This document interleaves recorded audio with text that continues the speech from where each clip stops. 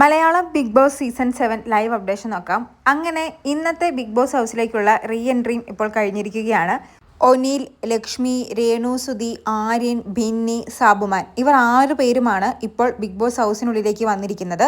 ലക്ഷ്മിയുമായി അനുമോള് വന്നത് മുതൽ ഒരുപാട് സംസാരിക്കുന്നുണ്ട്. അപ്പോൾ അനുമോള് ലക്ഷ്മിയോട് പറയുന്നുണ്ട്, എനിക്ക് മനസ്സിലായി അനീഷേട്ടനായിരിക്കും വിന്നറെന്ന്. അനുമോൾക്ക് അങ്ങനെ തോന്നാൻ കാരണം ഇന്നത്തെ മോർണിംഗ് ആക്ടിവിറ്റിയാണ്.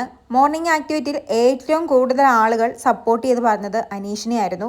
മോർണിംഗ് ആക്ടിവിറ്റിയിൽ എല്ലാവരും അനീഷിൻ്റെ പേര് പറയുന്നത് കണ്ട് അനുമോള് അത്ഭുതപ്പെട്ടു പോയി എന്നാണ് പറയുന്നത്. ഇതുവരെ പറയാത്തവരൊക്കെ അനീഷിൻ്റെ പേര് പറയുന്നു, കാണിക്കാത്ത സ്നേഹമൊക്കെ കാണിക്കുന്നു. അപ്പോഴേ എനിക്ക് മനസ്സിലായി പുറത്ത് അനീഷേട്ടന് നല്ല സപ്പോർട്ടുണ്ട് എന്ന്.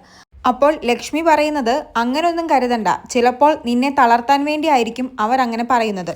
നീ എങ്ങനെയാണോ അങ്ങനെ തന്നെ നിൽക്കുക, നീ സ്ട്രോങ് ആണ്, എനിക്ക് നന്നായിട്ട് അറിയാം.